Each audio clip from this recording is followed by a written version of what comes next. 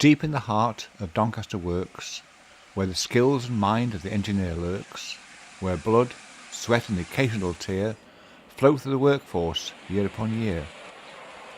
Out of the works a new engine rolled, a remarkable sight for all to behold, the first in the line of the P2 class, awaiting the inspector to give it the pass.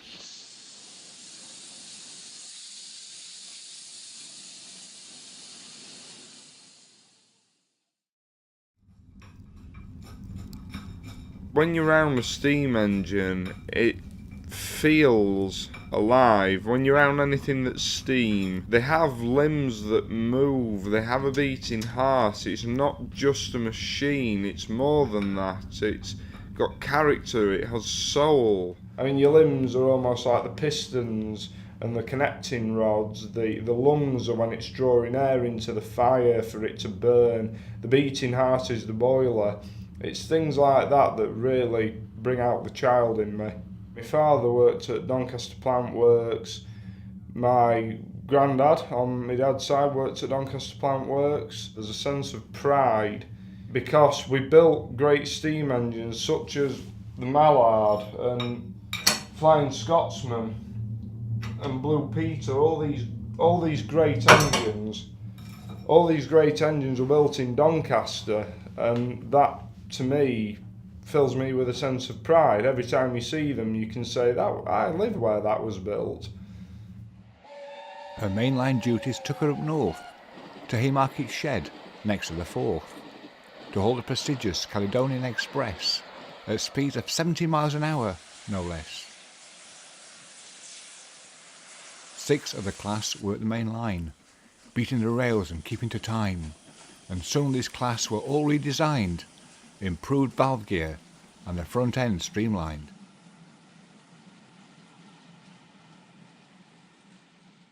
Being a guard, I feel there's a sense of responsibility really. Being a guard, you have to be able to deal with more or less any situation that's thrown at you as a guard. The reason I like it so much is because I think it's something more interesting. Things had such a uniqueness back then, no two things were the same. It's a sense of pride in the job, and that you are letting customers have a very enjoyable time. If you can go home feeling like you've done that at the end of the day, you know you've done a good job. I'm an engine cleaner on the locomotives, and I'm also a driver's assistant on the diesels. I'm in my own world, and this is where I'm happiest. It's where I feel comfortable.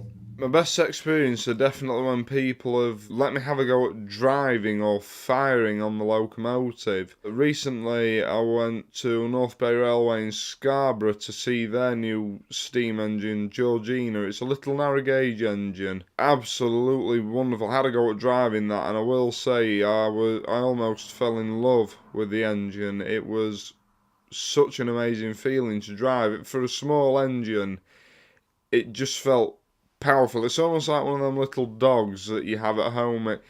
Lot of barking. Almost tries to bite your leg off. Towards the end steam disappeared. The day had come, the day people feared. But the smart among those knew what would happen, so they saved every drawing and every last pattern.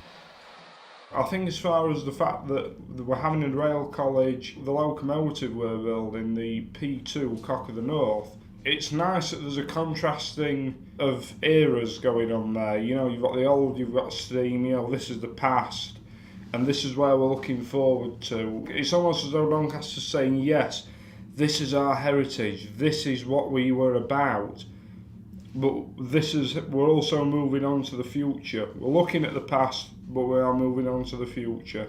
Hopefully in 10 years' time I'll be well established in driving locomotives, and it's not a hobby I'll ever get tired of. It's part of my heritage, it's part of who I am.